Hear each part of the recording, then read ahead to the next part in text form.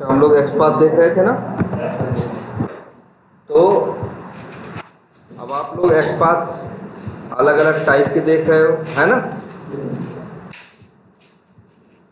और जब भी तो आप हम लोग ये भी देखे ना, फॉलोइंग सिबलिंग, प्रेसीडिंग सिबलिंग, और कौन सा कीवर्ड एक पेरेंट भी देखे थे और एक एंसेस्टर भी देखे थे ना। Yes sir.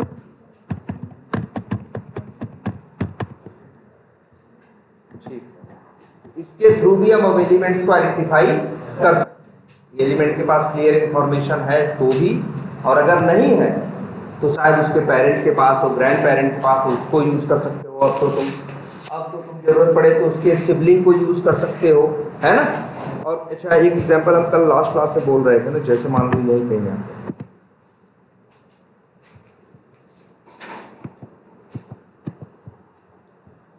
मान लो हमको ये आइडेंटिफाई करना है, सपोज करो, और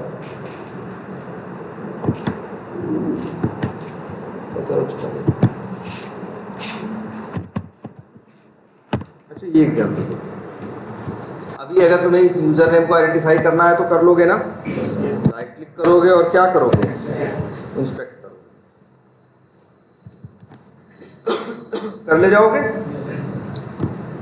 लेकिन क्यों कर ले जाओगे, इसके पास नेम, यही नेम गायब कर दो तब। अगर नेम क्या हो जाए, नेम एट्रीब्यूट ना हो, तब क्या इसे आइडेंटिफाई करना आसान रह जाएगा? नहीं, तब इसके पास क्लियर इंफॉर्मेशन नहीं है। तब फिर क्या करोगे, इसके पेरेंट का यूज करने की कोशिश करोगे, इसके सिबलिंग का। तो इसका कोई सिबलिंग नहीं है, तुम देख रहे हो ना, टीडी के अंदर इनपुट है, वो इनपुट का है, इनपुट टीडी का चाइल्ड है, इसके पास कोई सिबलिंग नहीं, सब दिखता है आपके सामने, है ना। तो पेरेंट के पास क्लियर इंफॉर्मेशन नहीं, फिर क्या बोला है हमने, ग्रैंड पेरेंट के पास है, उसके पास नहीं है, फिर कहाँ जाओ, ऊपर जाओ, तब तक जाओ जब तक तुम्हें न मिल जाए, ये बताया है ना। लेकिन उसके पहले ही तुम्हें दिख गया कि यार इसके पास नहीं है, इसके पास भी नहीं है, लेकिन इसके सिबलिंग के पास है। एक तरह से देखा जाए तो क्या रिश्ता होता है इनका, ये इनके फादर के बड़े भाई हैं, हम लोग क्या बाबू, है ना। ये क्या हो गए इनके भाई, इनपुट का पेरेंट कौन है, टीडी, और टीडी का एक सिबलिंग है, एक कौन, ये भी है टीडी। इसके पास हमें दिख रहा है क्या, इनर, हमें दिख रहा है कि ये हमेशा क्या है, सेम, हमेशा यूजर नेम है और यूनिक है। भाई चेक करके देख लो, टीडी, हाँ, कोई सीक्वेंस ऐसा नहीं है, हम बताते हैं उस बात को। क्या है, यूजर ऐसे लिखा हुआ है, जैसा है एज इट इज, यूजर, ठीक, यूजर नेम। इससे तो आइडेंटिफाई हुआ कौन, ये करना है किसे, हमें करना है किसे, इसे। तो भाई अब देखो रिलेशन, जिसे करना है ये इसके फॉलोइंग सिबलिंग का क्या है, चाइल्ड है। तो हम लिख दे भाई यहाँ hyphen slash following, following hyphen sibling double colon, ठीक, और उसका चाइल्ड है कौन, इनपुट।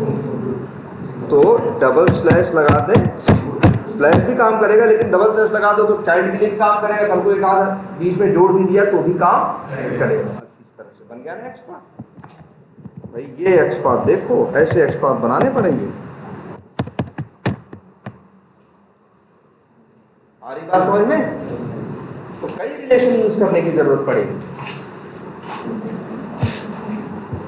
जैसे ये। तो यहाँ देखो सिबलिंग भी यूज हुआ है और डिसेंडेंट रिलेशन भी यूज हुआ है, दोनों यूज हुआ है।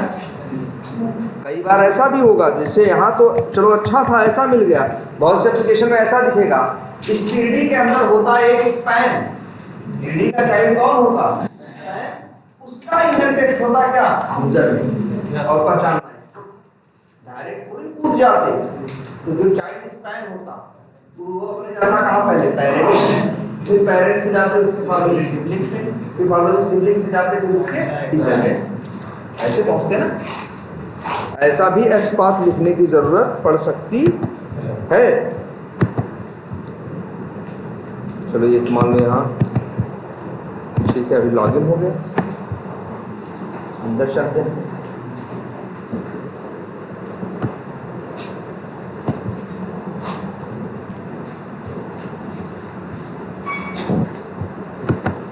ये देखो है ना, जैसे मान लो तुम्हें एक आध और दिखाते हैं।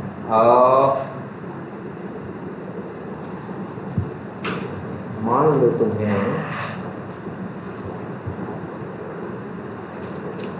अच्छा मान लो तुम्हें इस रिफ्रेश बटन पे क्या करना है, ठीक है, किसके रिफ्रेश पे, ध्यान से समझना, ये की मैट्रिक्स का जो रिफ्रेश है इस पे क्या करना है, जरा इसको इंस्पेक्ट किया जाए, देखते हैं इसके पास क्या है भाई। IMG, फिर क्या है, मान लो SRC है, अच्छा टाइटल है, टाइटल क्या है, रिफ्रेश है, और टैग क्या है भाई IMG ना, तो बना दिया जाए /IMG @title सिंगल कोट्स के अंदर। पहली बात तो 13 आ रहे हैं, पहली बात तो कितने आ रहे हैं 13, और पहला कौन है, ये मेरा तो कौन सा है, दूसरा। इंडेक्सिंग बताइए ये आप लोगों को, पूरे एक्सप्रेशन को पैरेंथेसिस में बंद करो और बाहर स्क्वायर ब्रैकेट में नंबर लिखो। एक रास्ता है,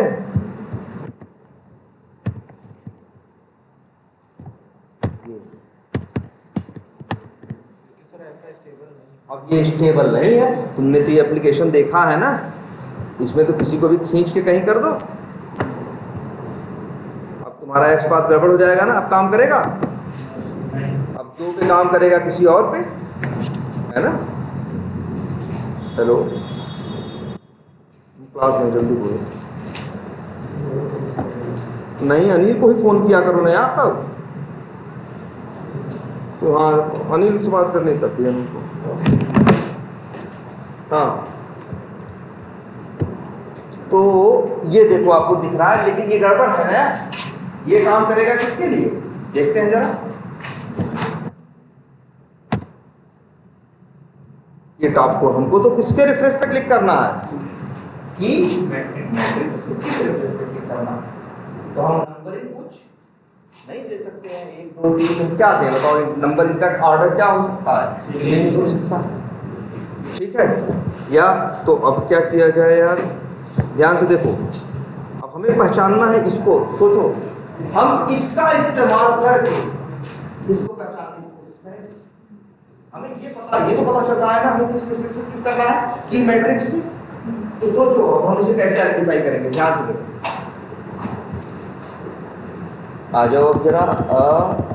पहले स्ट्रक्चर समझो, अच्छा पहले जरा स्ट्रक्चर समझने की कोशिश करो जो ये है। पहले तुम्हें इसीलिए कहा था हमने शुरू में ही कि इस कंसेप्ट से रिलेटेड कुछ भी करो तो बड़ा पेशेंस होना चाहिए, बहुत ध्यान से, टाइम लगेगा, चीज़ों को पहले एनालाइज करो। एनालाइज करोगे तो तुम्हें खुद ही समझ में आएगा। जैसे ये इमेज, ये तो यार बेकार है, कौन सी इमेज है, कोई भी इमेज दिखा रहा है, मान लो यही एक्स पाथ था ना भाई, ये, लेकिन ये तो चेंज हो सकता है ना। स्ट्रक्चर कैसा है जरा समझने की कोशिश करो। इमेज है और इसका पेरेंट कौन है, ए, तो लिंक इसका पेरेंट है, इसके बगल में एक और इमेज है, ऐसे दिख रहा है ना ये सब कहानी। कर्सर लेके जाओ, जगह जगह तो पता चलता है। अच्छा ये टीडी के कहाँ तक है, टीडी, अच्छा पहले तो ये समझो टीडी है ना, अब आगे ऊपर बढ़ो भाई, ये टीडी है ना कहीं, फिर क्या है टीआर, टी बॉडी। अच्छा यहाँ देखो जरा अच्छे से, एक टीआर दिख रहा है कि नहीं, ये टीआर आपको एक दिख रहा है, इसी के अंदर आप रिप्लेस है कि नहीं, तो थोड़ा ऊपर तक ले जाओ, मुझे अंदाजा लगेगा कौन कहाँ है कौन कहाँ नहीं है। एक टीआर दिख रहा है ना, टीआर पे कर्सर ले जाओ, इतना हाईलाइट कर रहा है कि नहीं, इसी के अंदर लिखा है की मैट्रिक्स की नहीं, तो ये बताओ कि मैट्रिक्स कहाँ होगा? इसी टीआर के अंदर होगा, इसी टीडीवीडी के अंदर। देखो जरा ध्यान से देखते हैं, इस टीआर के पहले टीडी में कौन है? ई मैट्रिक्स। इसको और ध्यान से देखते हैं, इसी के अंदर देखो क्या है? ई मैट्रिक्स है ना? और हमको लेकिन पहचानना किसको है? ध्यान से समझो। अब देखो जरा रिलेशन कहाँ कैसे है इसका। ये बी का पेरेंट कौन है? टीडी। ये इस टीडी का सिबलिंग कौन है? ये टीडी। इस टीडी उसका सिबलिंग कौन है आगे? ये। इसी के अंदर तो रिफ्रेश पड़ रहा है ना, बोलो अंदर खोलोगे दिखाई देगा। देखो देखो ये देखो, इसी टीडी के अंदर ये है पहली इमेज, ये वाली। फिर एक क्या है? लिंक है। इस इमेज का सिबलिंग कौन है? ये ए। और इस ए का चाइल्ड कौन है? यही रिफ्रेश वाली मेरी इमेज। देखो है ना रिश्ता, देखो रिश्ता निकल के आएगा। हमें कैसे पहुंचना है? अगर हमें यहाँ अगर पहुंचना होगा, इसको ध्यान से समझना, अगर इसे पहुंचना होगा किसे? इसे, तो कैसे जाएगा? पहले यहाँ से सीधे वहाँ थोड़ी कूद जाओ, ऐसा कोई डायरेक्ट रिलेशन नहीं। पहले यहाँ से कहाँ पहुँचेगा? अपने पेरेंट के पास। पेरेंट के बाद फिर कहाँ पहुँचेगा? ये उसके पहला दूसरा, यहाँ पहुँचा, फिर क्या इसका पहला नहीं, उसके दूसरे किसके पास पहुँचेगा? फॉलोइंग सिबलिंग के पास। उसी के अंदर वो इमेज है जिसका नाम क्या है? रिफ्रेश। दिख रहा है ना? तो देखो करते हैं, चलो कुछ कैसे। ये की मैट्रिक्स है ना, हमने एक बात बताई थी ना, अगर स्पेस कभी भी पहला वर्ड स्टार्ट होने से पहले स्पेस हो और आखिरी वर्ड के बाद जो स्पेस है वो फालतू स्पेस होते हैं। जब भी वो दिखाई दे तो उनको यूज नहीं करना है। नहीं यूज करोगे तो काम कैसे करेगा? Contains, double slash B contains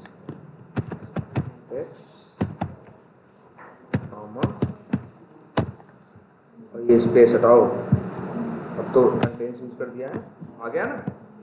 अब इसका पेरेंट कौन है?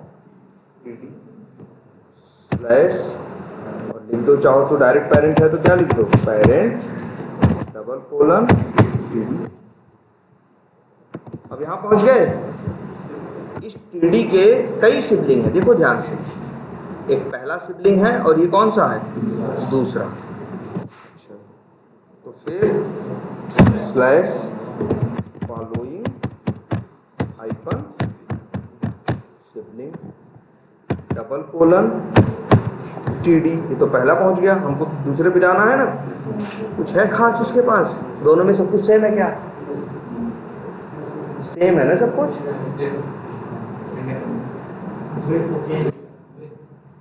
विड्थ थोड़ी इधर उधर चेंज है ना। एक काम करते हैं, चलो हम विड्थ तो नहीं लेते, तब इतना ही कुछ नहीं है तो फिर क्या लिख दें? आ गए यहाँ। और इसके अंदर फिर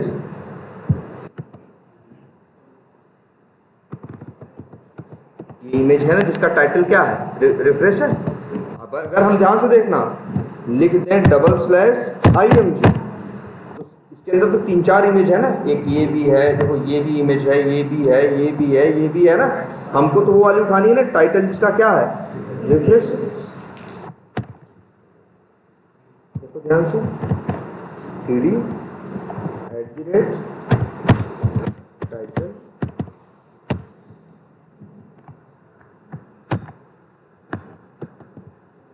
टीडी नहीं सॉरी डबल स्लैश IMG, एक इमेज यहाँ होती। अच्छा, आ गया कि नहीं आ गया? ना ना सही आया? हाँ हाँ, 1/1 आ गया ना, सही जगह है कि नहीं? हमने सीधे देखो एक्सपार्ट कैसे काम कर रहे हैं।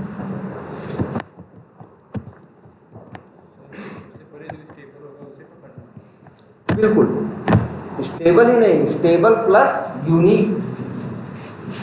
देख रहे हो, ये बन गया इसका एक्सपाथ। अब ये एक्सपाथ काम करेगा, याद रखना। इसकी क्वालिटी देखो, इसकी क्वालिटी ये है काम कर रहा है ना, यहाँ है। इसको जरा पहले नंबर नहीं, चौथे नंबर पे कर दो, चाहे 5वें नंबर पे कर दो, हमेशा ये एक्स पाथ काम,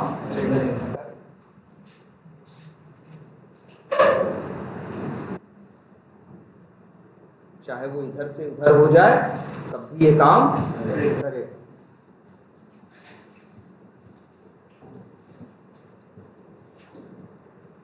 एक तरह से ये कैसा एक्स पाथ है, इसके लिए एक वर्ड यूज करेंगे। ये एक्स पाथ रिलेटिव तो बना ही रहे हैं, एक तरह से इसको हमने बनाया है डायनेमिक एक्स पाथ। चीज इधर से उधर खिसक भी जाए तब भी एक्स पाथ हर बार काम कर रहा है कि नहीं। डायनेमिक का मतलब क्या होता है, स्टैटिक का मतलब क्या होता है? स्टैटिक का मतलब होता है जो स्थिर रहे, डायनेमिक का मतलब होता है चीजों के हिसाब से अपने अंदर क्या कर ले, परिवर्तन कर। ये एक्स पाथ ऐसा है, ऐसा रहेगा पेज तब भी काम करेगा, इधर उधर कर दोगे पेज तब भी काम कर रहा है। देखो कर रहा है ना, वहां देखो ऊपर रखो चाहे नीचे काम कर रहा है। इस तरह से भाई देखो एक्स पाथ देना।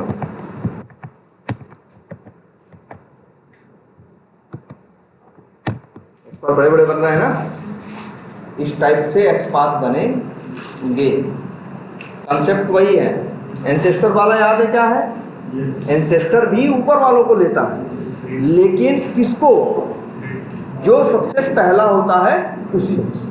जैसे जो पेरेंट होता है तो जस्ट पेरेंट को लेता है। देखो याद रखना, एंसेस्टर का और तुम्हारा प्रेसिडिंग सिबलिंग का बिहेवियर एक जैसा, दोनों जस्ट पहले वाले को नहीं उठाते, सबसे पहले वाले को।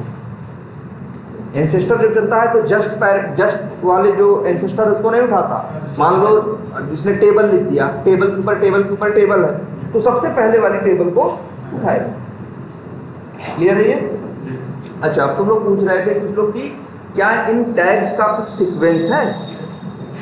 पहली बात तो देखो, जो HTML बनाता है वो अपने हिसाब से चीज़ें बनाता है, तो वो किसी भी चीज़ को कहीं भी रख सकता है, तो कोई सीक्वेंस फिक्स नहीं है, वो अपने हिसाब से चीज़ों को करता है। लेकिन कुछ चीज़ों का सीक्वेंस फिक्स होता है। जैसे ये तुम अच्छा ये देखो, तुमने ये कभी सोचा होगा कि यार सर ये टेबल क्यों बना रहा है? टेबल हमारे दिमाग में समझ में आता है कुछ ऐसा जहाँ पे क्या हो, ऐसे ऐसे ऐसे हो और ऐसे ऐसे ऐसे हो। जैसे हमारी मैथ की कॉपी रहा करती थी गणित वाली, वो क्या था समझ लो, टेबल था, है ना। तो यहाँ तो कोई नहीं टेबल दिख रहा होगा। तुम लोग यहाँ बहुत ढेर सारा टेबल देखते हो। जैसे टेबल दिखाएं एक आध जहाँ तुमने देखा होगा इस एप्लीकेशन में, जैसे यहाँ देखो एक टेबल है,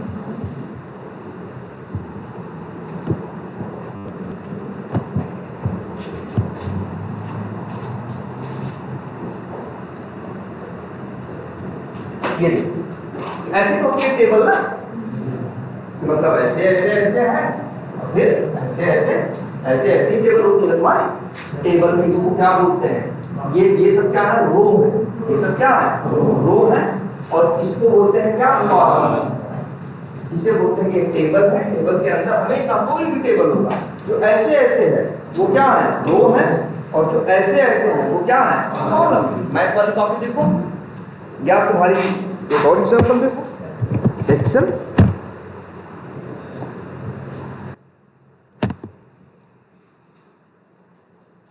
देखो ये भी सब क्या है? टेबल है। ये देखो टेबल है क्या? ऐसे ऐसे ऐसे है और फिर ऐसे ऐसे ऐसे। जब तुम्हारी कहीं स्कूल में पढ़ते थे, तुम्हारी रजिस्ट्री वो होती थी, अटेंडेंस होती थी, वो भी वो लोग टेबल बनाते थे ना, ऐसे ऐसे लाइन डे वाइज खींच के तुम्हारा नाम लिख के प्रेजेंट यस नो जो भी लगा तो वो भी क्या किए? टेबल। तो टेबल जनरली हम लोग यूज करते हैं। तो ये भी यही है क्या? टेबल। ये तो टेबल जैसा दिख रहा। कितनी टेबल यहाँ दिख रही है? एक। यहाँ कितनी टेबल दिख रही है? एक ही टेबल तो है ये। एक टेबल है, टेबल के अंदर ढेर सारी क्या है? रोज है, और रोज के अंदर ढेर सारे क्या है? कॉलम है। तो जब भी डेवलपर को टेबल बनाना होता है तब वो यूज करता है किस टाइप का? Table type. टेबल होगी तो उसके अंदर रो होगा ना, बिना रो भी होगा और क्या होगा? कॉलम भी होगा। तो टेबल बताता है, टेबल टाइप बताता है पूरे टेबल को। टेबल के अंदर क्या होता है देखो जरा। अक्सर टेबल के अंदर क्या मिलेगा तुमको देखने को? टेबल, टेबल के अंदर देखने को मिलेगा क्या, टी बॉडी, टेबल की मतलब टेबल बॉडी, फिर उसके अंदर क्या होगा, टी आर, टी आर का मतलब वही रो, आर इसीलिए है नाम, टेबल रो, फुल फॉर्म ये है क्या, टेबल रो, टी आर। ठीक है, तो देखो ऐसे ही होता है ना, टी बॉडी होता है, टी बॉडी के अंदर क्या होते हैं, टी आर होते हैं, टी आर के अंदर क्या होता है, टीडी का, टीडी का मतलब वही कॉलम, हर रो में कॉलम होते हैं ना, जैसे ये रो है और ये सब उसमें क्या है, ये पूरी रो है और उसके अंदर ये सब क्या है, और ये जो चौथे नंबर पे दिख रही है ये क्या है, पूरी रो है, और ये सब क्या है उसका, रो हो गए और क्या हो गए, कॉलम। तो जब भी डेवलपर को बनाना होगा एक टेबल ना, उसमें HTML में एक वेब पेज में, तो हमेशा देखोगे वो यूज करेगा क्या, टेबल टैग, टेबल का चाइल्ड होगा कौन, टी बॉडी, टी बॉडी के चाइल्ड होंगे कौन, टी आर, और कितने टी आर होंगे, जितनी इसमें रो, 10 रो होंगे तो 10 क्या होंगे, टी आर, और हर टी आर के अंदर कितने कॉलम होंगे, जितने टीडी होंगे, अगर हम इसमें, ठीक है।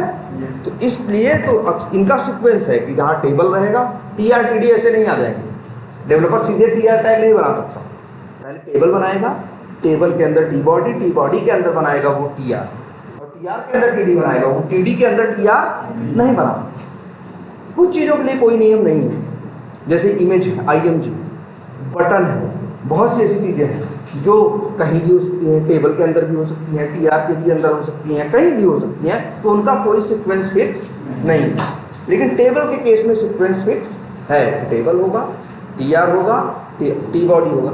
अच्छा कभी ये सोचो कि यार सर यहाँ दिखा रहे हो, यहाँ तो टेबल दिख रही है, यहाँ तो कोई टेबल नहीं दिख रही है, और ये टाइप टेबल देखो हाईलाइट होकर कहाँ तक आ रहा है, ये तो पीडी है, देखो ध्यान से, टेबल कहाँ तक आ रहा है, टेबल है, तुम कहोगे सर यहाँ तो कोई टेबल नहीं दिख रहा, यहाँ तो कोई कुछ नहीं, रो कॉलम जैसा हिसाब किताब दिख रहा है, तो यहाँ आखिर क्यों जो डिजाइनर या डेवलपर था उसने टेबल टैग का इस्तेमाल क्यों किया, उसने टेबल टैग का इस्तेमाल क्यों किया, ये देखो यहाँ क्या करो, देखो हाँ वही है, टेबल का इस्तेमाल क्यों किया। देखो अगर डेवलपर मान लो ये टेबल का कंसेप्ट यूज नहीं करता तो क्या होता, मान लो ये 4-5 इमेज है ना, ये 4-5 इमेज है कि नहीं है, मान लो ये 4-5 IMG क्या दे देता, टैग, तो जानते हो क्या होता, 4-5 चीजें यहाँ बन जाती, लेकिन दिखाई कैसे देती मालूम है, एक के नीचे एक। जैसे अगर मान लो डेवलपर जो है, आखिर तुम देखो कि बहुत से, अगर ये पेज हम देखें जरा ध्यान से देखो, बिल्कुल ये जैसे हम यहाँ लिखे डबल स्लैश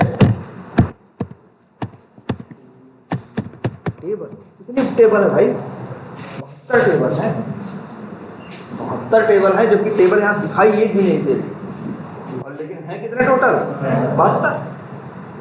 क्यों बनाए 72, अगर वो टेबल ओबल वाला स्ट्रक्चर यूज ना करता तो जानते हो क्या होता, मान लो जैसे बटन बनाना है, बटन के लिए वो इनपुट या बटन टैग यूज कर ले, टेक्स्ट बॉक्स बनाना है उसके लिए क्या यूज करेगा, इनपुट यूज करेगा, लिंक बनाना है ए यूज करेगा, ऐसे ऐसे करके टैग यूज करेगा ना।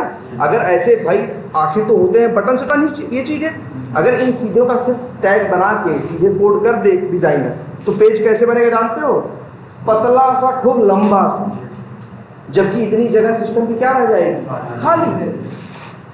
अगर सब बस ऐसे ही, जैसे मान लो एक पेज पे हमको 20 बटन चाहिए और डेवलपर ऐसा करते 20 लाइन बटन की HTML में जाके 20 लाइन लिखते, तो बनेंगे 20 बटन, लेकिन वो ऐसे रहेंगे, ऐसे यूज करने में झंझट नहीं होगी भाई। अगर इतने में सारे 20 के 20 बटन ऐसे इतने में आ जाए तब तो तुम ही को यूज करने में क्या होगा, पहली बार तुम्हारा सिस्टम इतना बड़ा है, कुछ जगह तो वैसे ही खाली पड़ी है, तो इसको एडजस्ट करके और फिर बताओ कोई भी किसी का डाटा यूज करोगे वो ऊपर नीचे स्क्रॉल करके उसको यूज करना पड़े, तुम यूज करोगे, परेशान नहीं हो जाओगे।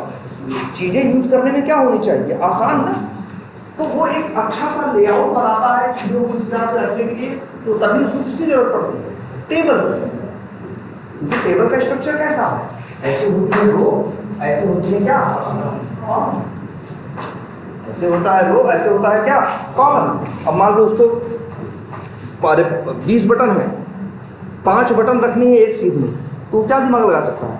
वो ऐसा दिमाग लग सकता है टेबल बना दे, उसके अंदर एक क्या बना दे, जैसे 4 रो 4 TR बना दे, 4 क्या बना दे TR, तो मतलब क्या हो गई 4 रो, और 5 बना दे, हर TR के अंदर 5 क्या बना दे TD, तो 5 बटन ऐसे एक लाइन में आ जाएंगे कि नहीं, और इतने दूर में ही 20 बटन हो जाएंगे एडजस्ट उसकी कि नहीं।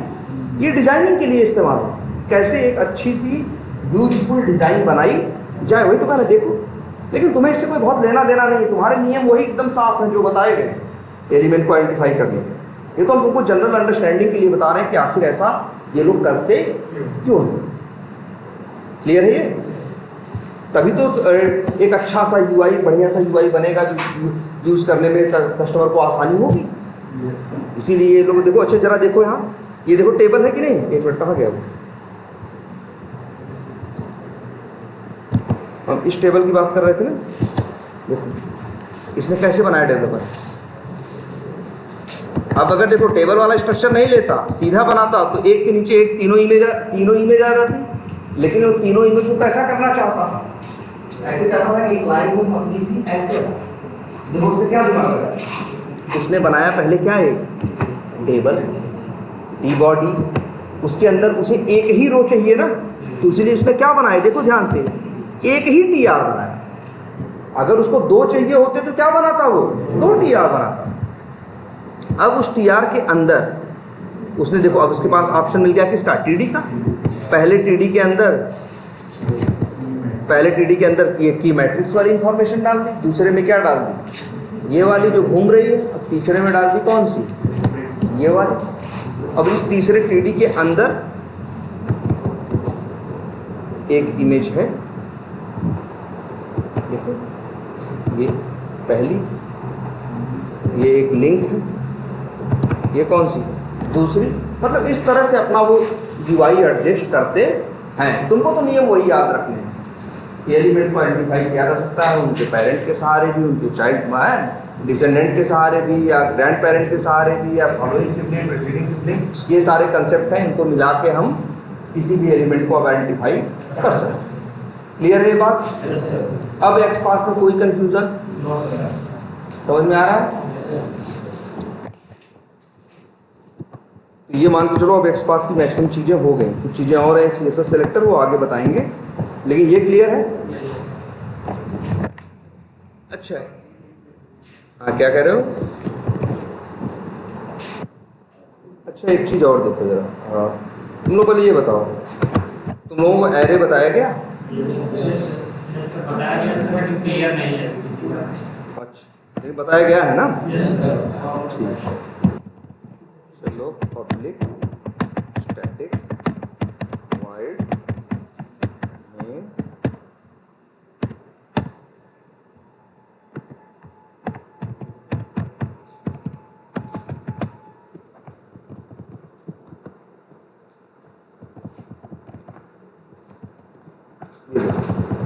पब्लिक स्टैटिक वॉइड में एक मेथड बनाया।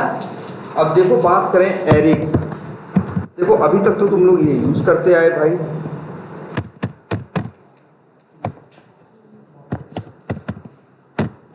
ऐसे लिखते हैं ना A बराबर 100, इसका मतलब क्या है, 100 गया है में एड्रेस आया किसके पास, A के पास किसका एड्रेस है 100। अगर हम लिखते हैं A बराबर 200, तो अब क्या होगा भाई, A के पास एड्रेस आएगा 200 का, तो नया एड्रेस लेगा, पुराना क्या करेगा जोड़ देगा 100 का एड्रेस। इसके पास नहीं रहेगा, एक वेरिएबल में एक टाइम पे एक ही वैल्यू स्टोर कर सकते हो ना, एक से ज्यादा नहीं ना, बोलो एक टाइम पे एक वेरिएबल में कितनी वैल्यू स्टोर कर सकते हो, दूसरी डालोगे पहली क्या हो जाएगी, गायब। कई बार हमें जरूरत ऐसी होती है कि हमें 100 वैल्यू यूज करना, सपोज करो हमें 100 लोगों का नाम रखना, हमें क्या रखना है 100 लोगों का नाम, या हमें स्टोर करनी है 100 लोगों की सैलरी।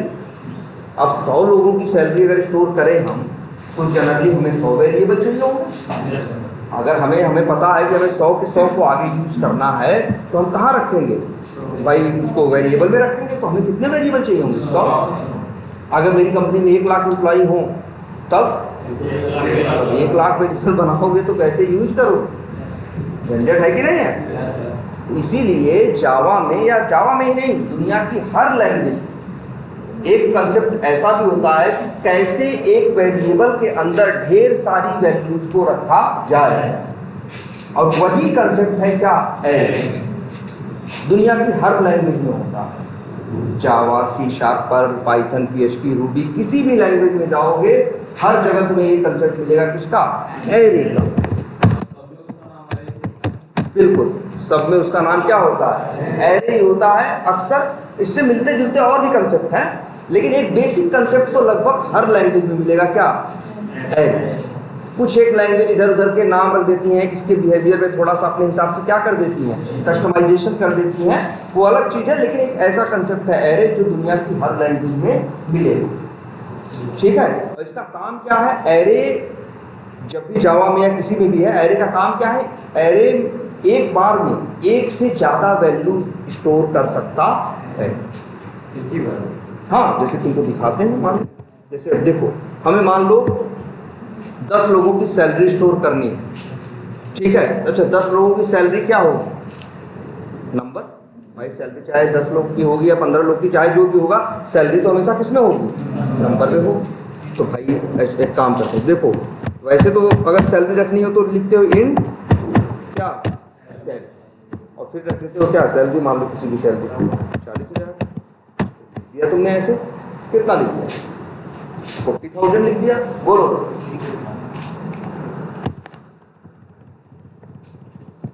ये सही दिख रहा है सबको। लेकिन अगर इसी सैलरी में हम एक से ज़्यादा नंबर स्टोर नहीं कर सकते, नया डालेंगे तो पुराना क्या हो जाएगा, गायब हो जाएगा। अब एक कंसेप्ट आता है कि जावा में अगर किसी भी डेटा टाइप के आगे एक छोटी सी चीज़ लगाओ, क्या, स्क्वायर ब्रैकेट। अब ये जो सैलरी वेरिएबल है, ये इन टाइप का वेरिएबल नहीं है, ये इन टाइप का वेरिएबल नहीं है। ये वेरिएबल किस टाइप का है, एरे टाइप का। एरे की पहचान है जावा कि जहाँ एरे का नाम आएगा, एरे अगर एक जैसे एक वेरिएबल है, एक नॉर्मल वेरिएबल है, एक एरे टाइप का वेरिएबल है, तो एरे टाइप का कोई भी वेरिएबल होगा तो उसके आगे क्या होगा, एक स्क्वायर। स्क्वायर ब्रैकेट से ये समझ में आ जाता है कि यहाँ बात किसकी हो रही है। ये जो सैलरी नाम का वेरिएबल है, अब ये नॉर्मल वेरिएबल नहीं है, ये किस टाइप का वेरिएबल है, एरे टाइप। और इसके अंदर वैल्यूज देखो एरर दे रहा है, ऐसे नहीं स्टोर करनी। 10 लोग की सैलरी है मान लो ना, एक बनाओ क्या, करली ब्रेसेस, और लिख दो 40,000, किसी की कुछ है, किसी की कुछ है, किसी की।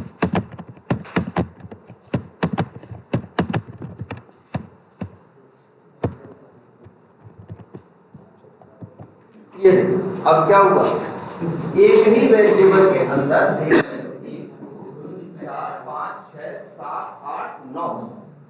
9 लोगों की सैलरी एक ही वेरिएबल के अंदर स्टोर है।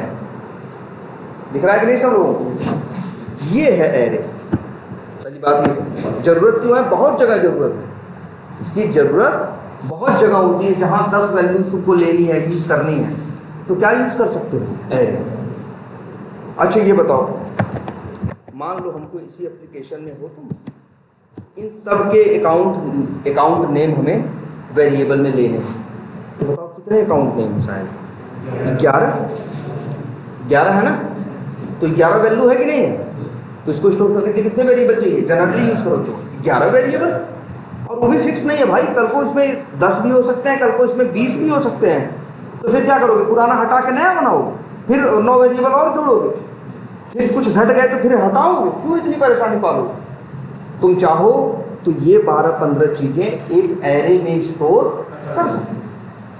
सर ये तो फिक्स है, क्या मेरा फिक्स है 11, अभी 11 है, कल को नया अकाउंट एक बना दोगे तो 12 हो जाएगा, 15 हो जाएगा, कल को और बना दोगे तो 15 हो जाएगा, तो फिर जाके नए वेरिएबल बनाओगे इन 4 वैल्यूज के लिए। तुम चाहो तो ऐसा कुछ कोड लिख दो जो इन वैल्यूज को किसमें रखे, एरे में। अब एरे में 10 भी रख सकते हो, 15 भी, 20 भी, 50 भी, 100 भी, ऐसा कुछ आगे बताएंगे। ऐसा कुछ कोड लिख देंगे कि 11 है तो 11 रखेगा, 50 होंगे तो कितने रखेगा, 50, 5 होंगे तो कितने रखेगा, 5, क्योंकि एरे में ऐसा थोड़ी ना है कि 2 रख सकते हो कि 4, या कम से कम इतना या ज़्यादा से ज़्यादा उतना, चाहे जितने रखो। चाहे 100 रख लो, चाहे 1000 रख लो, चाहे एक भी मत रखो, ठीक है। तो पहले ये देखो, ये है एरे ऐसे, तो इसका यूज समझ में आ रहा है भाई सबको। बहुत जगह जरूरत पड़ेगी जहां, ठीक है, ढेर सारी चीजें होंगी और वो भी एक जैसी। जहां क्या होंगी, एक जैसी ढेर सारी चीजें होंगी, तो उन ढेर सारी चीजों को स्टोर करने के लिए एरे का इस्तेमाल होगा। क्लियर है? और क्या है, क्लास है, ऑब्जेक्ट है? भाई देखो, डायरेक्ट ऑब्जेक्ट तो कोई नहीं हो सकता। ऑब्जेक्ट है तो क्लास होगा, तभी तो ऑब्जेक्ट होगा। तो एरे बिल्कुल एक समझ लो, एरे एक तरह से क्या है, एक तरह से तुम्हारे लिए एक हिडन क्लास है जिसे तुम यूज नहीं करते। तुम डायरेक्ट एरे क्लास का यूज नहीं करते। जब भी तुम यूज करते हो एरे का यूज क्या करते हो, ऑब्जेक्ट, जैसे स्ट्रिंग के केस में करते हो। तुम्हें हाँ ऐसे नहीं मिलेगा कि एरे नाम की क्लास है, एरे नाम की क्लास तुमको नहीं मिलेगी, ठीक है। लेकिन हाँ जावा में है और उसका भी क्या बनता है, ऑब्जेक्ट। अच्छा, इस सैलरी के पास क्या है, ये बनते सैलरी के पास क्या है, तुमको हमेशा बताया गया है राइट साइड में वैल्यू होती है, ऑब्जेक्ट होते हैं, लेफ्ट साइड में वेरिएबल होता है और ऑब्जेक्ट या वैल्यूज का एड्रेस किसके पास आता है, वेरिएबल के पास। ये तो नियम पहले से ही है ना। अब तुमसे कोई पूछे भाई कि ये सैलरी के पास क्या है, तो सही बता दे इतनी, ये जो चीजें 5 6 चीज 9 चीजें है ना। तो जानते हो एक एरे क्लास का क्या बना है, ऑब्जेक्ट। उस ऑब्जेक्ट के अंदर कितनी चीजें हैं, 9, और उस ऑब्जेक्ट का एड्रेस किसके पास है, सैलरी के पास क्या है, एक ऑब्जेक्ट का एड्रेस है और उस ऑब्जेक्ट के अंदर 9 वैल्यूज रखो और उसका एड्रेस किसके पास है, सैलरी। सर अभी आपके पास सैलरी की टाइप जो है, हाँ तो सर इसके मतलब उसका मतलब कि एरे डेटा टाइप है? नहीं, देखो पहले ये समझो, एरे ये समझ में आया कि एरे क्या होता है, ऑब्जेक्ट होता है। देखो एरे होता है, अब देखो अच्छा एरे का क्या मतलब हमने बताया, एरे का मतलब बताया हमने कि उसमें ढेर सारी चीजें रख सकते हो, यही बताया ना। अब जो चीजें रखोगे तो उन चीजों का जावा में क्या होगा, टाइप भी होगा। जैसे नंबर रखोगे तो क्या है टाइप उसका, अगर नाम रखोगे तो उसका टाइप क्या है, स्ट्रिंग, है ना। अगर ट्रू फॉल्स रखोगे तो उसका टाइप क्या है, बूलियन। इसीलिए हमेशा देखो, जब भी कोई एरे तुम यूज करते हो, जब भी तुम कोई एरे यूज करते हो तो हमेशा एरे के साथ एक होता है, 2 चीजें दिखाई देती। एक तो स्क्वायर ब्रैकेट जो ये बताता है कि ये एरे है, और उसके पहले लिखा है क्या, इंट, ये बताता है उसका टाइप कि एरे में क्या रहेंगी, ढेर सारी चीजें रहेंगी ना, उन ढेर सारी चीजों का टाइप क्या है। जैसे मान लो ये कैसा एरे बनाया है हमने, ये एरे है किस टाइप का, इंट है। ऐसे ही देखो और भी हो सकते हैं, जैसे हम यहाँ लिख दें, मान लो बूलियन स्क्वायर ब्रैकेट और वेरिएबल का नाम कुछ भी रख दें, इक्वल्स टू, और यहाँ रख दें, यहाँ लिख दें ट्रू फॉल्स, ट्रू ट्रू 345। देखो इसका क्या मतलब है, बूल एक वेरिएबल का नाम है जिसके पास क्या रहेगा, एरे का ऑब्जेक्ट, और उसके लिए अब देखो ये एरे का ऑब्जेक्ट जो है, जो स्क्वायर ब्रैकेट देख के हमें समझ में आ गया है कि एरे का ऑब्जेक्ट आएगा, इसके एरे का आएगा, और उसके पहले बूलियन लिखा हुआ देख के हमें ये समझ में आ गया कि उस एरे में जो ढेर सारी चीजें हम रख सकते हैं उनका टाइप क्या है, बूलियन। अब देखो यहाँ पे देखो, यहाँ पे देखो, इन चारों के आगे कोई एरर नहीं, इन दोनों के आगे एरर है, क्योंकि ये जो बूल नाम का हमने एरे वेरिएबल बनाया है ये 32 टाइप का है, बूलियन। तो इसमें सिर्फ तुम एक नहीं 100 रख लो, 1000 रख लो, लेकिन जो रखोगे सिर्फ क्या रखोगे, बूलियन। तुमने यहाँ गलती क्या की है, बूलियन भी रखा है और साथ में क्या रख दिए, इंट। इसलिए ये देखो एरर दे रहा है, ये हटा दो, देखो एरर। चलिए जैसे यहाँ देखो,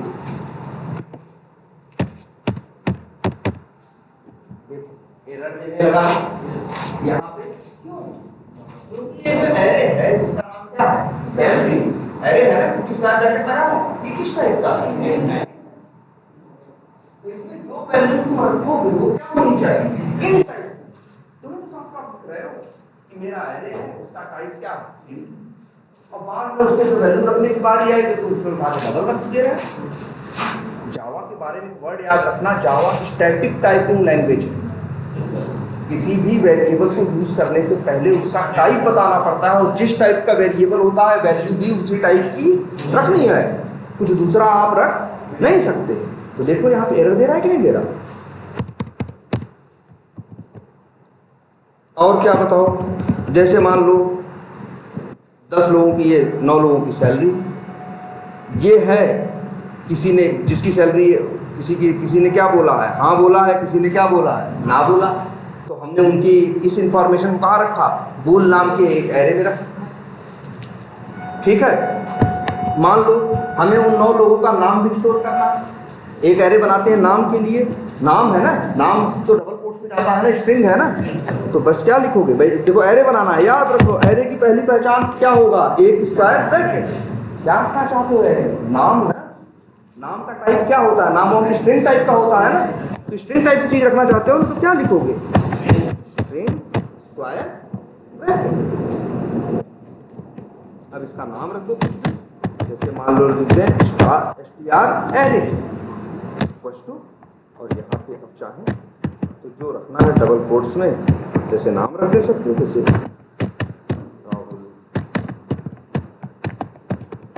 ऐसे मतलब जितने भी चाहें। फिर हम क्या कर सकते हैं XYZ इस तरह से क्या कर सकते हैं, ये भी एक एरे, ये तीनों अब एरे, लेकिन इस एरे का टाइप क्या है इंट। तो इसके अंदर जो वैल्यूज रखोगे सब क्या हो सकती है, सिर्फ इंट। इस एरे का टाइप क्या है बूलियन, इसमें सिर्फ कौन सी वैल्यू रख सकते हो, बूलियन, ट्रू या फॉल्स। str इसका टाइप क्या है स्ट्रिंग, तो इसमें सिर्फ क्या रख सकते हो, स्ट्रिंग। इसमें सोचो जरा कुछ और रखने की कोशिश करके तो देखो, एरर आ गई ना। बात समझ में आई कुछ। एरे किस लिए यूज हो रहा है, मल्टीपल वैल्यूज को एक वेरिएबल में स्टोर करने। इसीलिए रिंकू सर ने जब बताया होगा एरे के बारे में, तो एरे के बारे में एक वर्ड इस्तेमाल किया होगा होमोजेनियस। होमोजेनियस क्या होता है, एक समान, तो क्या बोलते हैं होमोजेनियस, और अलग अलग हो तो क्या बोलते हैं हेट्रोजेनियस। उन्होंने एरे के लिए वर्ड इस्तेमाल किया होगा क्या, होमोजेनियस। भाई होमोजेनियस क्यों, देखो अगर हमने एक एरे बनाया सैलरी नाम का, किस टाइप का, इन टाइप का, इसमें सारी वैल्यू किस टाइप की रख सकते हैं, इन टाइप की ना, एक ही टाइप की है ना, अलग अलग तरह की वैल्यू तो नहीं रख सकते हैं ना, एक समान वैल्यू रख सकते हैं। एक समान का मतलब उनका टाइप सेम हो, उनकी वैल्यू हम सेम होने की बात नहीं कर रहे हैं। 40,000 रखा है, 456 रखा है, 3,423 रखा है, लेकिन सभी का टाइप क्या है, इन। इसीलिए कहा जाता है कि एरे क्या होते हैं, होमोजेनियस। इसमें भी देखो 4 वैल्यूज रखी गई लेकिन एक ही टाइप की है, इसमें भी देखो 3 वैल्यूज रखी गई लेकिन देखो तीनों। अरे ये कहता है कि मेरे अंदर वैल्यू तो रख सकते हो लेकिन सब एक ही टाइप की होनी चाहिए, बात नंबर 1। और जो उनका टाइप है वही टाइप एरे का होना चाहिए, या जिस टाइप का एरे है उस टाइप की वैल्यू होनी चाहिए, या जिस टाइप की वैल्यू है उस टाइप का एरे होना चाहिए। सर ये तो उसका ड्रॉबैक भी हो गया ना कि जैसे किसी स्ट्रिंग के नाम में सर से राहुल 101 करना चाहते हैं तो हम 01 नहीं छोड़ पाएंगे। हाँ नहीं छोड़ पाओगे, बिल्कुल है ड्रॉबैक। हर चीज़ में अच्छाई थोड़ी ना, हर चीज़ में थोड़ी थोड़ी बुराई भी तो है। तो चलो देखते हैं, वो प्रॉब्लम भी सॉल्व हो जाएगी जो तुम्हें लग रहा है कि अगर एक ही जैसी एक अलग अलग तरह की चीज़ें मेरे पास हुई तो क्या, तो उसका भी रास्ता। पहली बात देखो, इतनी बात समझ में आ रही है कि नहीं, कैसा होता है, बड़े काम की चीजें, बहुत काम की, जहाँ ये यूज होता है वहाँ कुछ और नहीं यूज हो सकता। अरे कई बार हमारे पास एक्सेल में पड़ा होता है डेटा, नाम पड़ा होता है 1 लाख लोगों का, हमें उन्हें यूज करना होता है, ऐसा कोड लिखते हैं। 1 लाख को लेके क्या 1 लाख वेरिएबल है, हम ऐसा कोड लिखते हैं कि सारा डेटा एक्सेल से उठा के किसमें डाल देता है, एरे। और एरे की क्वालिटी है, चाहे उसमें 1 डेटा रखो चाहे 1 लाख, चाहे जितना रखना है। क्लियर है ये बात। अच्छा ये बताओ, पुरानी बात है, वेरिएबल के अंदर क्या रहता है? या तो डेटा टाइप की वैल्यू या तो क्लास का ऑब्जेक्ट, ये दो चीज रख सकते हो ना। वेरिएबल पे क्या ऐसे रख सकते हो क्या? इंट ए बराबर इंट लिख दोगे क्या? इंट ए बराबर क्या लिख सकते हो? 100, 200, 500। तो यहाँ क्या है? वेरिएबल के पास डेटा टाइप की वैल्यू। अच्छा, और क्या तुमने देखा है? मान लो ये क्लास है जिसका नाम क्या है ए, तो हम लिखते हैं न्यू ए। तो हमने क्या किया? ए क्लास का क्या बनाया है? ऑब्जेक्ट। ए क्लास का हमने क्या बनाया? ऑब्जेक्ट बनाया। न्यू लिखा और क्या लिखा? ए। तो हमने बनाया क्या? ए क्लास का ऑब्जेक्ट। अब हमने एक वेरिएबल में रख लिया, मान लो उसका नाम रखते हैं वैर वस्तु, इसके पहले ए, ऐसे यही लिख सकते हो ना भाई। तो वैर नाम का जो एक वेरिएबल है, इसके अंदर क्या स्टोर किया? क्लास का ऑब्जेक्ट। क्या ऐसे भी लिख सकते हो क्या? नहीं ना। वेरिएबल के अंदर दो ही चीज पॉसिबल है ना, या तो डेटा टाइप की वैल्यू या तो क्लास का ऑब्जेक्ट, और वो भी उस टाइप का जिस टाइप का वो वेरिएबल खुद है। ये बात तो याद है सबको ना। तो ऐसे ही जैसे देखो, अब तुमको दिखाते हैं एरे किस किस टाइप का बन सकता है। लिखो, देखो एक एरे हम ऐसे बना रहे हैं, देखो जरा, क्रोम नाम सुने हो ना, स्क्वायर ब्रैकेट। इसका मतलब क्या है? स्क्वायर ब्रैकेट पहले देखो, पहले क्रोम ड्राइवर मत देखो, पहले स्क्वायर ब्रैकेट देखो और समझ में आ गया ये क्या है। जैसे देखो,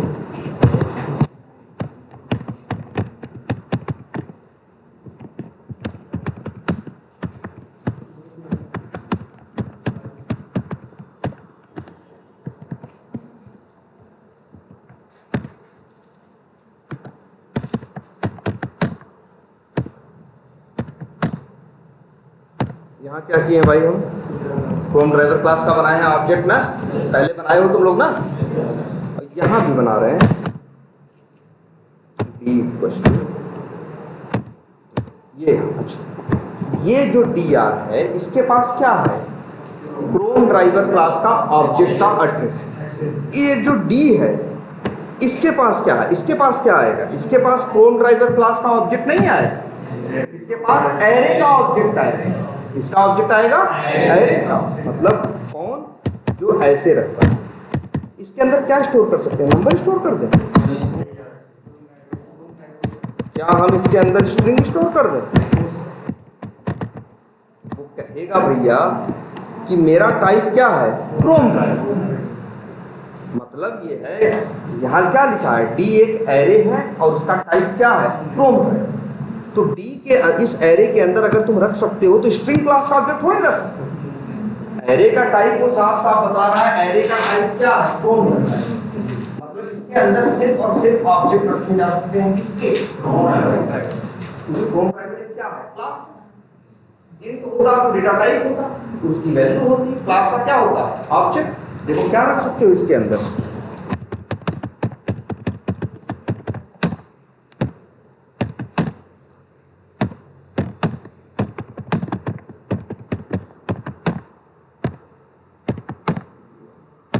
ये देखो हमने क्या किया, डी एक वेरिएबल है, किस टाइप? Array variable. किस टाइप का एरे? क्रोम ड्राइवर टाइप का। इसके अंदर क्या स्टोर किया जा सकता है? क्रोम ड्राइवर का ऑब्जेक्ट। और कुछ कितने स्टोर किए जा सकते हैं? कितने? मान लो हमने कितने स्टोर किए हैं? 2। अब बात समझ में आ रही है? अगर हम एक यहाँ एक क्लास लिखे हो ना तुम लोग, डिफरेंट टाइप, जैसे ये लिखे ए, एक क्लास है ना, अगर हमें ए टाइप का एरे बनाना हो तो क्या लिखेंगे? ए स्क्वायर ब्रैकेट, मान लो नाम कुछ भी रखते हैं, एरे ओबीजे इक्वल्स टू। अब इसके अंदर क्या रखते हो? ए क्लास का ऑब्जेक्ट। चाहो तो न्यू ए करके लिखो, या देखो वैर के पास क्या है बताओ? ए क्लास का ऑब्जेक्ट ही तो है ये। यहाँ पे ऐसे एक और रखना है तो एक और रख लो। हाँ, नल भी रख सकते हो। नल तो बताया गया आप लोगों को ढंग से ना। नल एक ऐसी कॉमन वैल्यू है जो किसी भी, जहां किसी ऑब्जेक्ट की जरूरत है वहां नल भी रख सकते हो। यहाँ ऑब्जेक्ट की जरूरत है लेकिन चाहो तो नल भी रख सकते हो। लेकिन नल को कभी निकाल के इस्तेमाल करोगे तो क्या देगा? Null pointer. ये बात समझ में आ रही है? अब एरे कैसे होते हैं? इनकी अच्छी क्वालिटी यही है कि इनमें एक बार में मल्टीपल वैल्यू की स्टोर की जा सकती है, बात नंबर 1। बात नंबर 2, जिस टाइप का एरे है उसी टाइप की स्टोर की जा सकती है ना? अच्छा ये बताओ, हम 10 वैल्यू रख क्यों रहे हैं? क्योंकि बाद में हमें 10 वैल्यू का क्या करना है, इस्तेमाल। किया तो रख नहीं रहे हैं कि मन किया तो एरे में 10 वैल्यू रख ले। क्यों रख रहे हो एरे? उसको यूज करने के लिए ना। अब देखो जैसे मान लो हम पहले वाले को देखते हैं, इस पे फोकस करो। ये क्या है? एक एरे है, किस टाइप का है? इन टाइप का एरे है। इसके अंदर 9 लोगों की क्या रखी है? मान लो सैलरी रखी। अब मान लो ये रखी तो है, हमें मान लो इसकी सैलरी चाहिए। हमें ये निकालना है 5वें नंबर पे कौन है और उसकी सैलरी क्या, हमें यूज करना है। तो हमें इसमें से निकालना पड़ेगा ना। हम सैलरी वेरिएबल को यूज करोगे तो 9 के 9 मिलेंगे ना, लेकिन हमें 9 नहीं चाहिए। 9 रखे हैं, हमें उसमें से 5वां चाहिए, हमें उसमें से 7वां चाहिए, या हमें उसमें से दूसरा। यूज तो बारी बारी से करोगे ना। मान लो इन लोगों की सैलरी के हिसाब से टैक्स काटना हो तो क्या करोगे? एक एक करके सैलरी उठाओगे, फिर उसमें से टैक्स निकालोगे ना। सब में इकट्ठे तो नहीं निकाल दोगे ना। तो ये वैल्यूज यूज करने के लिए तुम्हें क्या करनी होंगी? निकालनी होंगी ना। तो पहले तो ये सोचो, ये गई कहाँ? तो ये लाइन हमने लिखा, इसका क्या मतलब है? इसका ये मतलब है, याद रखना, कि सबसे पहले ये होगा कि ये जाएगा रैम में। याद रखना होता क्या है, पहले एकदम एग्जैक्ट देखो। अच्छा ये बताओ हमको, पहले ये सोचो, ये मेमोरी कितनी लेगा? ये बताओ। ये अगर लाइन लंबा चली तो मेमोरी का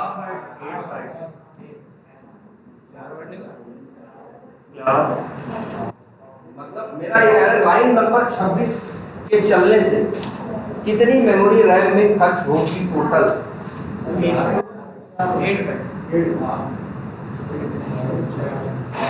हमने देखो 2 चीज। चलो ठीक है, एक काम करते हैं, 4 बाइट 8 बाइट क्या है बताओ? चलो अच्छा, ये एक क्लास है। ये बताओ ए क्लास है। यहाँ पे हम इंट num1 इक्वल टू लिख देते हैं। ध्यान से देखना, हम num1 इक्वल टू लिख देते हैं 1000। इंट num2 इक्वल टू लिख देते हैं 3000।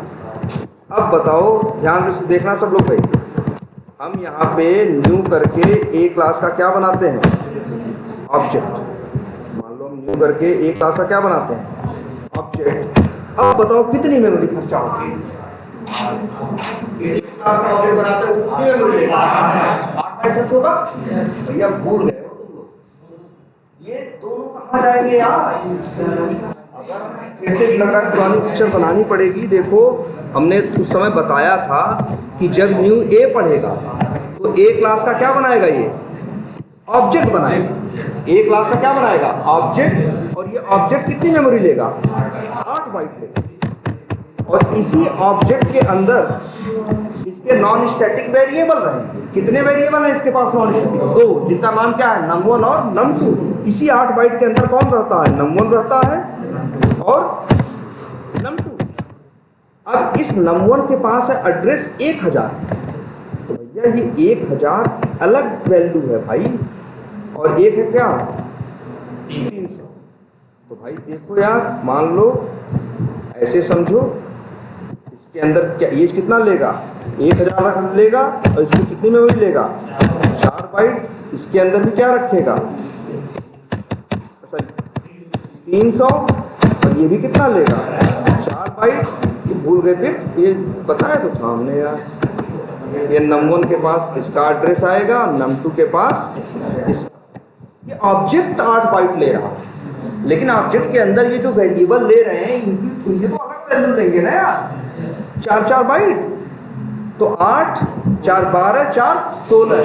वैसे ऑब्जेक्ट तो 8 ही बाइट ले रहा है, लेकिन 4 बाइट ये दोनों भी तो लेंगे यार। टोटल मेमोरी तो 16 बाइट खर्चा होगी।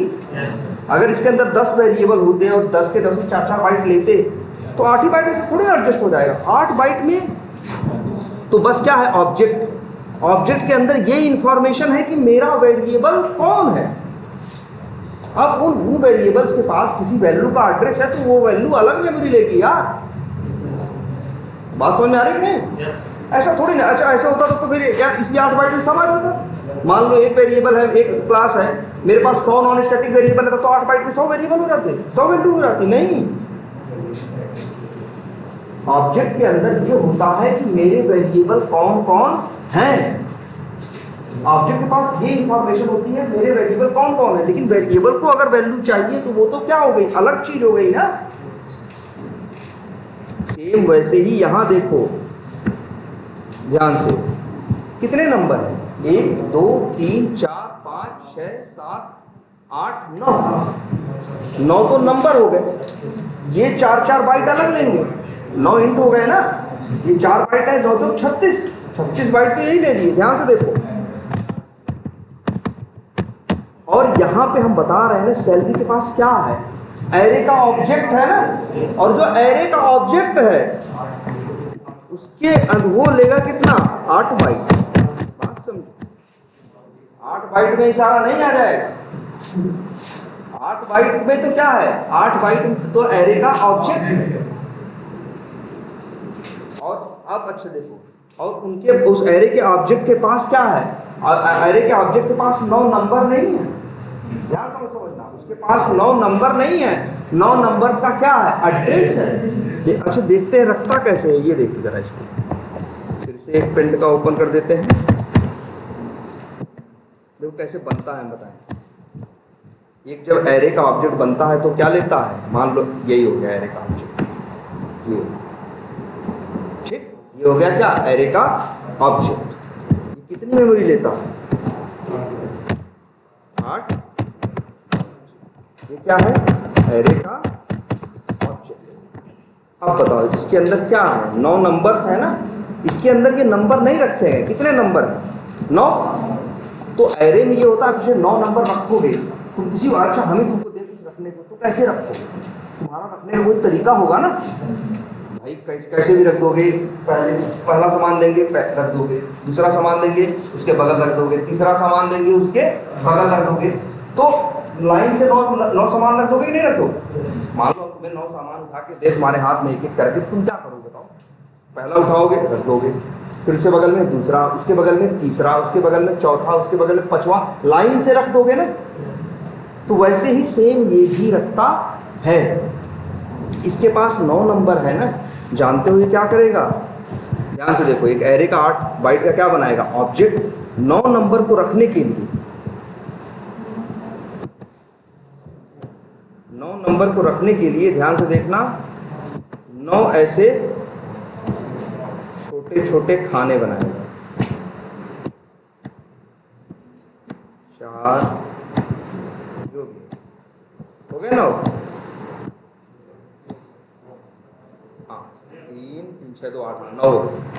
अब देखो ये 9 चीजें रखनी है तो अपने पास क्या बनाएगा, 9 खाने। ध्यान से देखो और क्या करेगा, पहले खाने को बोलेगा क्या, 0, दूसरे खाने को बोलेगा क्या, 1, तीसरे खाने को बोलेगा क्या, 2, चौथे को बोलेगा क्या, 3,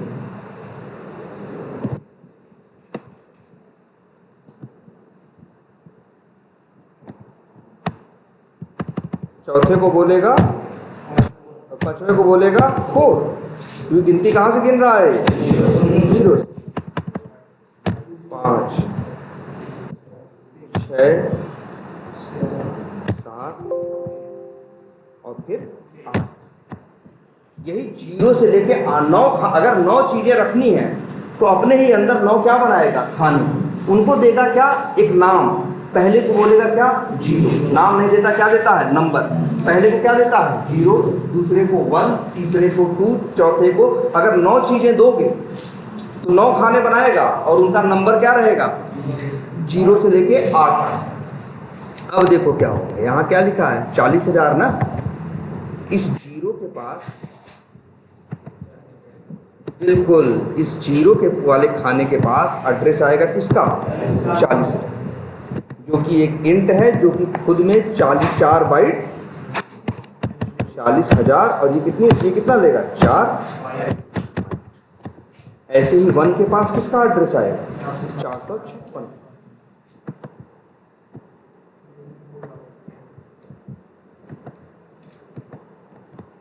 456 का ये भी कितना लेगा 4।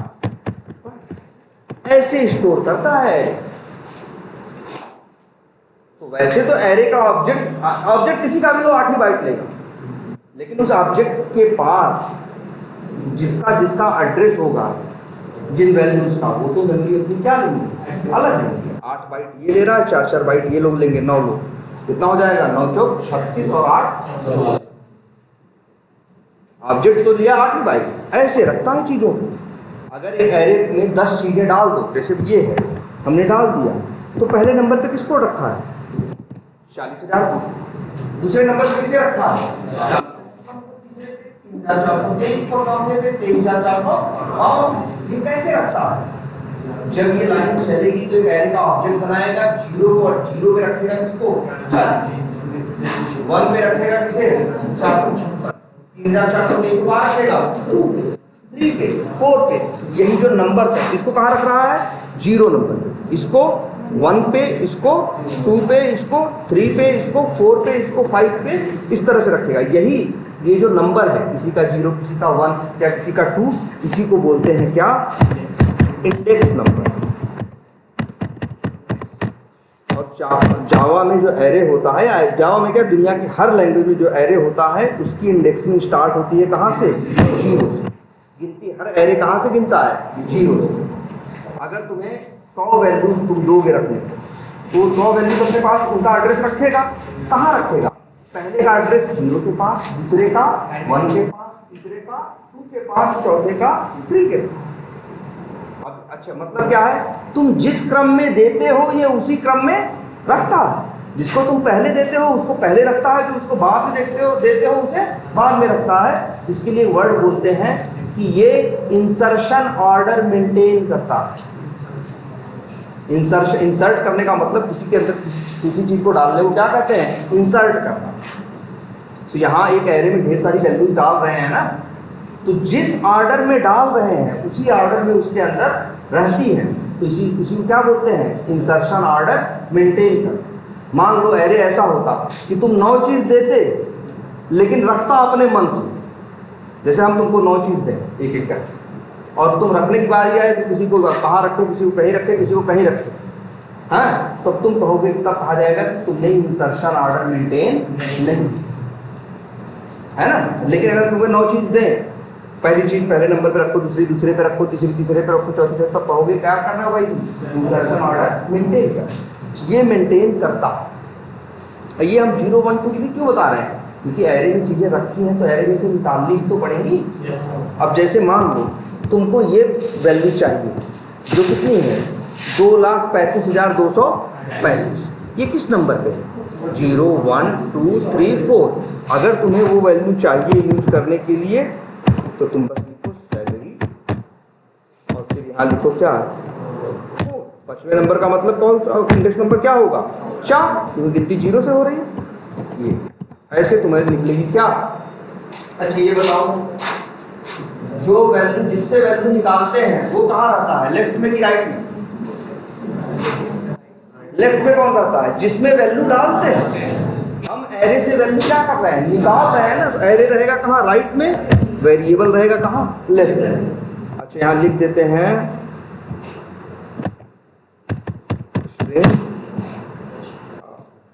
वैल्यू एरर दे रहा है क्यों, एरे में रखे क्या हो इन टाइप, तो निकालोगे तो स्ट्रिंग निकलेगा। तो ऐसा तो होता नहीं ना कहीं कि लैपटॉप में डालें मोबाइल निकालें तो लैपटॉप निकले, भाई जो रहेगा वही मिलेगा ना। तो सेम वहाँ भी है कि भाई अगर इसमें सब इंट रख रहे हो तो निकालोगे तो इंट ही मिलेगा ना, स्ट्रिंग की जरूरत है। यहाँ क्या लिखना होगा आपको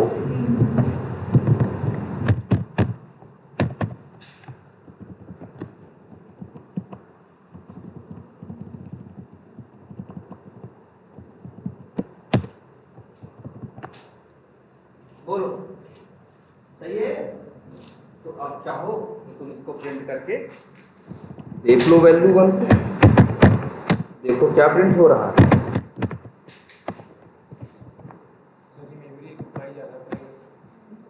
ज्यादा चीजें तो रखा है। अब ऐसे भाई 10 चीज रखनी है, 10 नंबर रखने हैं तो 40 बाइट तो चाहिए ही चाहिए।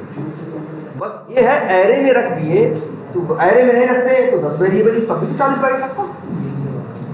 लेकिन तब 10 वेरिएबल यूज करते, यूज करने में कितनी झंझट होती। हाँ 8 बाइट हो गई, हाँ 8 ही बाइट ज्यादा लिया ना। तो रैम की कमी कहाँ है?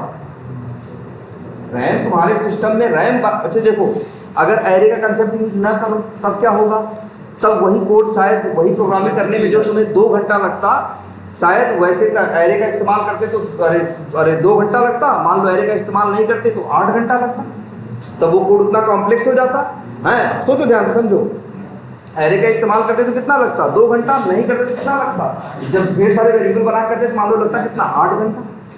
तुम्हारे रैम की इतनी कीमत है, रैम तो कहोगे कंपनी बढ़ा देगी 4 GB और, लेकिन तुम्हारे घंटे की कीमत है, तुम तो सैलरी ले रहे हो ना, तुम वही तो ये भी देखना पड़ता है ना वैल्यूएशन। अब वो कोई पुराना जमाना तो नहीं रहा कि जब रैम अभी MB में आ रही, अब तो 4 GB 8 GB और ये मेमोरी अभी कितना ले रहा है, वही 4 बाइट 8 बाइट। इसको यूज करना क्या हो जाएगा, बहुत आसान हो जाएगा। वैसे कॉम्प्लेक्स वही तुम यार मान लो 100 वैल्यूज यूज करनी है तो 100 वेरिएबल रखोगे, फिर उनको यूज करने के टाइम में याद रखना रहेगा, 100 नाम देना पड़ेगा, 100 नाम देने में हालत खराब हो जाएगी, है कि नहीं। कोड कितना बड़ा हो जाएगा। अब एरे में यही चीज अगर रख दो तो तुम्हारे लिए यहाँ एरर किस बात की है,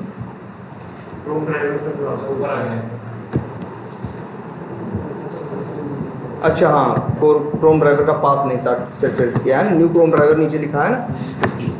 अब कुछ समझ में आ रहा है,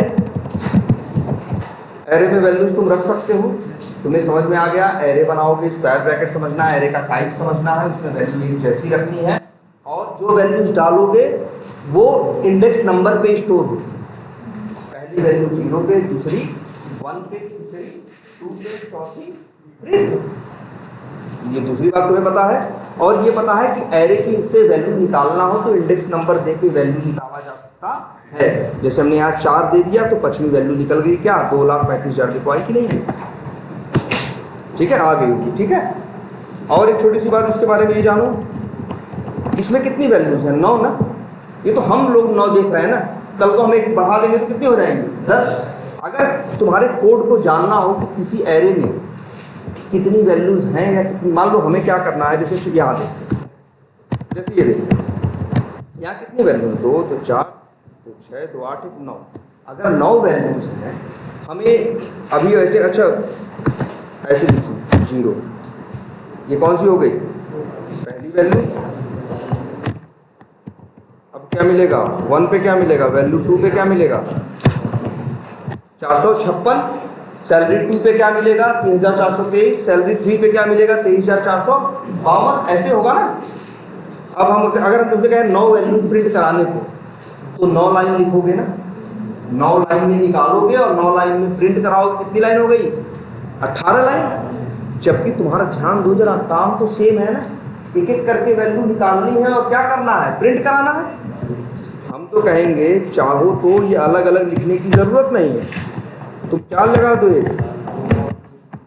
एक बार लूप, भाई वही काम बार बार करना होता है तो हम क्या लगा देते हैं, बार लूप।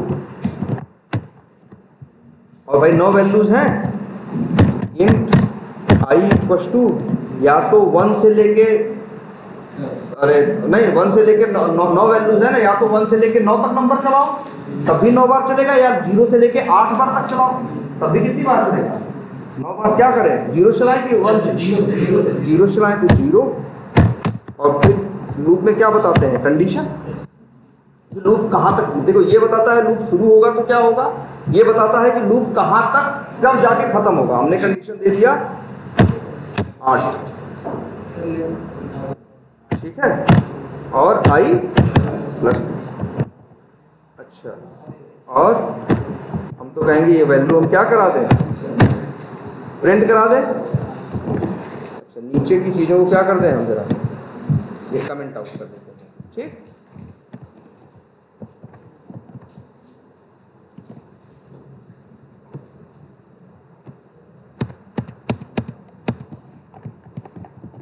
इसको रन करें। 9 बार प्रिंट तो हुआ है, लेकिन क्या प्रिंट हुआ है? सिर्फ 40,000, जबकि वैल्यूज क्या हैं? अलग अलग है ना। तो ध्यान से देखो, ये लूप तो 9 बार चल रहा है, लेकिन इस एरे में क्या पास हो रहा है? 0। मतलब 9 बार लूप चलेगा, लेकिन हर बार इसमें क्या आ रहा है? 0। तुमने फिक्स लिख दिया 0 ना, तो 0 नंबर पे क्या है? 40,000 है, तो 9 बार क्या प्रिंट कर रहा है? इसीलिए तो भैया तुम्हें यहाँ क्या यूज करना चाहिए? आई। अब क्या होगा? पहली बार लूप चलेगा, पहले लूप क्या कैसे चलता है? लूप देखो ऐसे चलता है, पहले आई में क्या पड़ता है? 0, फिर आई 0। देखो जब यहाँ पहले पड़ेगा, इसको बोलते हैं लूप का इनिशियलाइज होना। लूप स्टार्ट होता है कहाँ से? सबसे पहले लूप पे आता है, सबसे पहले इतना पड़ता है, पहले फॉर पड़ता है, तो समझ जाता है फॉर लूप है, फिर अंदर की लाइन पड़ता है, इंट आई इक्वल्स टू 0, ये समझ जाता है कि आई एक वेरिएबल है जिसकी वैल्यू क्या है? 0। अच्छा, अभी अंदर नहीं जाता, फिर ये कंडीशन चेक करता है, क्या जो आई जो 0 है क्या 8 से कम है? हाँ, कम है। कंडीशन क्या बताती है कि ये लेस देन वाली है ना, कि आई इज लेस देन और इक्वल टू क्या 8, तो क्या आई जो 0 है क्या 8 से कम है? हाँ हाँ हाँ ना, 0 8 से कम होता है ना, तो ये कंडीशन क्या हुई? मैच। तो कंडीशन जब मैच करती है या ट्रू होती है तो ये आता है अंदर। अब अंदर आएगा सैलरी आई, आई की वैल्यू क्या है? 0 ना, सैलरी 0, सैलरी 0 पे क्या मिलेगा? 40,000। वैल्यू 1 के पास किसका एड्रेस आएगा? 40,000 का यहाँ पे क्या होगा? 40,000। जब यहाँ से लूप निकलता है तो ऐसे को ऐसे चलता है, ऐसे चल के ऐसे गया, फिर ऐसे आई प्लस प्लस है, इसका मतलब I equal to I plus 1। आई की वैल्यू 0 थी ना, तो 0 प्लस 1 कितना हो गया? 1 ना, तो आई की वैल्यू क्या होगी? 1। अब इसके पास नहीं आएगा, इसके पास नहीं आएगा। अब यहाँ आएगा आई 1 हो चुका है, क्या 1 8 से छोटा है? हाँ, तो फिर अब सैलरी आई में क्या पास होगा? 1 ना, सैलरी 1 पे क्या मिलेगा? 456 का किसके पास आएगा? वैल्यू 1 पर प्रिंट क्या होगा? वैल्यू 1 456। फिर आएगा, फिर चलेगा आई प्लस, तो 2 से क्या हो जाएगा? 1 से क्या हो जाएगा? 2 हो जाएगा, 1 प्लस 1 क्या हो जाएगा? 2। और 2 जो है 8 से छोटा है कि नहीं? हाँ है, तो यहाँ 2 आएगा। अब आएगा 3423, फिर आई प्लस का मतलब एक और बढ़ेगा, ठीक है, मतलब ऐसे एक एक करके बढ़ता जाएगा। अब चला के देखो,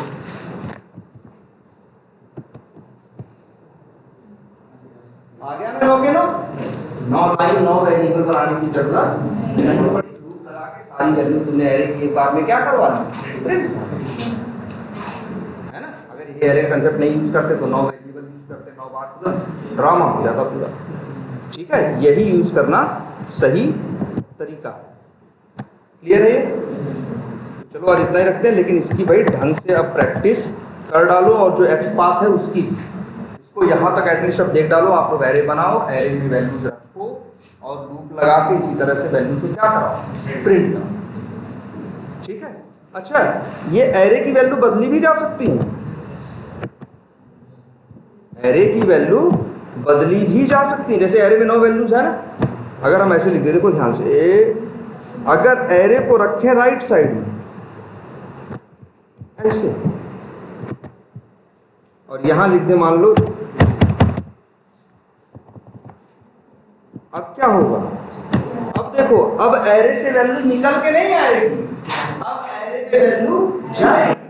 एरे जब लेफ्ट साइड में रहता है तो एरे के अंदर वैल्यू हम डाल सकते हैं, और एरे जब राइट साइड में रहता है तो हम उसकी वैल्यू क्या कर सकते हैं? निकाल सकते हैं। जैसे हमने तुमको दिखाया ना अभी, ये देखो। अच्छा, अगर हम यहाँ लिख दें सैलरी 4, तो इसका क्या मतलब है? पचवा आएगी, पचवी वैल्यू आएगी ना, उसको एक वेरिएबल में हम मान लो क्या कर लें? स्टोर कर। ये तो क्या हुआ? एरे से वैल्यू निकाल के वेरिएबल में लेना। अगर हम ऐसे लिख दे तो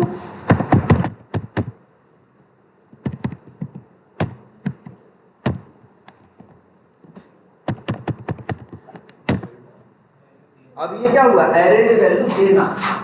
ये 4 नंबर पे क्या पड़ा है? 0 1 2 3 4, 2,35,235। यहाँ वैल्यू क्या आएगा? 2,02,035। अगर हम चाहें, इनको दिखाते हैं, लेकिन चलो यहाँ से डिबग करना तो जानते हो आप लोग ना, ब्रेक पॉइंट लगाते हैं और इसको रन करते हैं। देखिए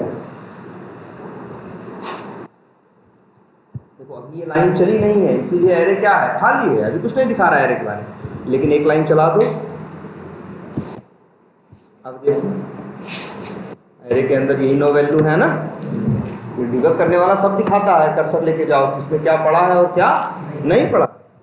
और देखो ये भी दिखा रहा होगा, देखो 0 पे 40,000 है, 1 पे 456 है, 2 पे 3,423 है, पूरा दिखा रहा है ना, यहाँ से दिखता है सब। और 4 अच्छा 3 इंडेक्स नंबर पे क्या है 23,452 और 4 पे क्या है 2,35,235। सही बात है, 4 पे निकालोगे देखो क्या आएगी वैल्यू,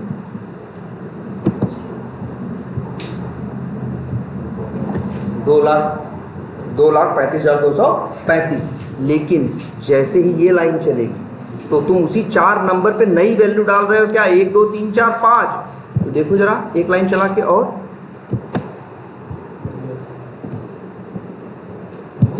वैल्यू बदल गई ना। अगर चाहो तुम ऐसे निकालो, फिर से एक काम करते हैं, एक बार यहाँ वैल्यू निकालते हैं। देखो यही वैल यहाँ प्रिंट होगा तो क्या देगा, और यही वैल और यही चीज हम यहाँ लिख दें।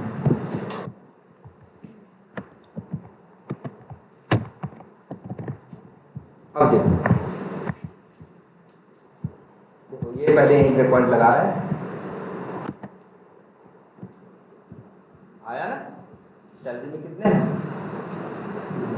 9, टोटल कितने हैं भाई 9 है ना। 0 से लेके कहाँ तक, 0 से लेके कहाँ तक 8 तक ना। अब देखो एक लाइन चला, देखो चौथी वैल्यू क्या है 2,35,235 मिली कि नहीं मिली। प्रिंट भी करा के देखोगे तो क्या आएगा 2,35,235। लेकिन अब तुम क्या कर रहे हो, उसी चौथी वैल्यू पे जहां 2,35,235 था क्या डाल रहे हो 1 2 3 4 5 12,345। तो वो पुरानी हटा के 12,345 चौथे नंबर पे रख देगा। ये एरे से क्या हो जाएगा गायब। तुम देखो ये लाइन चल, देखो अभी तक क्या है एरे में 2,35,235 है ना, ये 4 इंडेक्स नंबर पे। लेकिन ये लाइन जब चलेगी तब